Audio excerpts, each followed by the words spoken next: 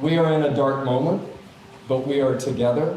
The sun has just broken on cue to underscore the hope that we share.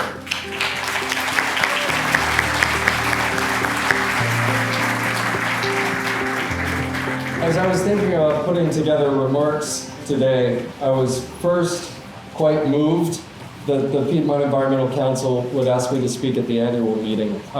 This means the world to me because I came to the Piedmont of Virginia at 17 years old to study at the University of Virginia, and I'm still here at 57 and loving every minute of it. I grew up on a working farm though, a 500-acre cattle and tobacco farm in the foothills of the Blue Ridge of North Carolina, in Mount Airy, North Carolina.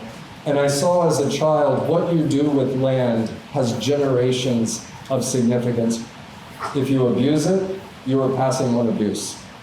If you tend it, you are passing on the health of our land to future generations. So land management was something in my bones.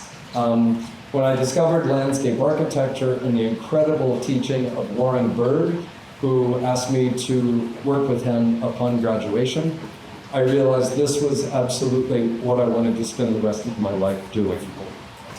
What we do at Nelson Bird Woltz that is relevant to this audience is we call it the Conservation Agriculture Studio. This is where we work with small and large landowners to transform the land into the highest and best stewardship of its natural resources. But we have a particular interest in its ongoing health as agricultural land, engaged in regenerative practices. There are plenty of places that do pure wilderness conservation, and there are lots of farms, as we know.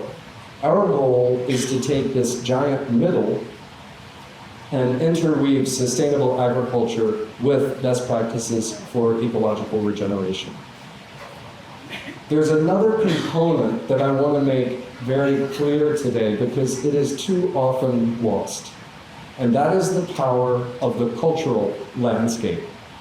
The cultural landscape I would define as the trace of the human species in dialogue with land.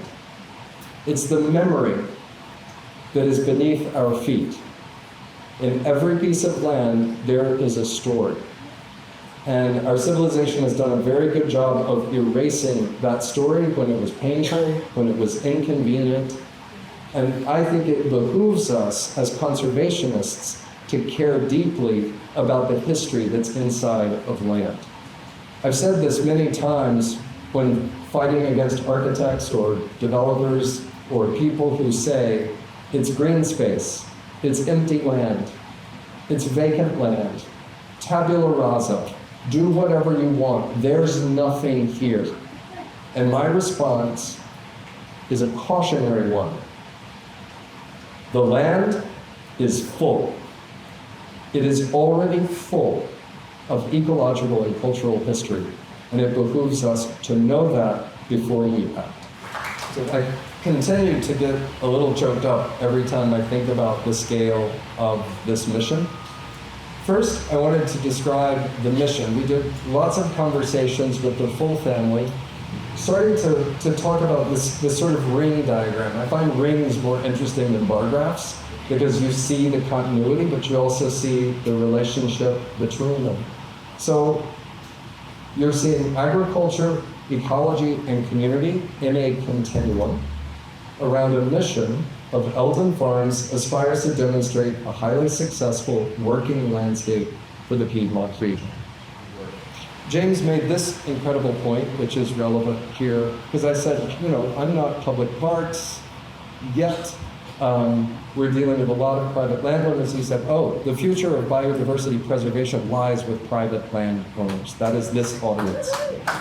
81 to 100% of the best soils in our nation are in private hands. So these are the regions that are urgent. So private land ownership is essential. And this is what James brought to us, a whole new way of working. The design framework that emerged was looking at the northern portion of the property, and this site right here, as the most porous and the most community service. So that Clover Hill is being re-envisioned as a community center for events exactly like this. We are living a master plan already. The central portion, keeping farm operations that might be open for visits or seminars, but not open to the public for safety and getting your work done. And then the lowest portion, this grindstone property, has extremely high ecological value and envisioning a future biological research station for conservation that could serve the region. So this is an idea about, these are all potential ideas. This is what this is, a suite of ideas. But looking at a possible ecological institute in the south. Some of the program nodes, starting at the very north, you see Pendruid, and imagining a path. There would be a community connector, we call it. There would be a path through Eldon that comes to Clover Hill. So that you could see this Clover Hill with the restored historic structure, event spaces, exhibition spaces. Hill House Nursery is moving to Clover Hill, public trails, agriculture and ecology demonstrations, and this would be the home base for an ecological institute until it gets its sea legs, and then it could move to the south in a future phase. So in a way, Clover Hill serves as a microcosm of the whole 7,000 acres. By coming here, you have the opportunity to connect with this landscape and learn about its potential. And then the farthest south, the Ecological Institute with a lab and office space, research housing, kitchen, conference, campsites, and semi-public trails that might be for ecological research. So you're seeing a gradation of most public to less public for rational reasons. So this idea of the community connector trail coming down number 2, and then bringing people to Clover Hill. So you can imagine a day of parking at Pendruid, walking all the way down, coming to Clover Hill, having a plant sale, activities like this, and walking back. Makes for a wonderful day of adventure. This project and this day has given me hope, and I wish for all of you success in the incredibly important work each of you is doing, and I am grateful for what you do. Thank you for having me today.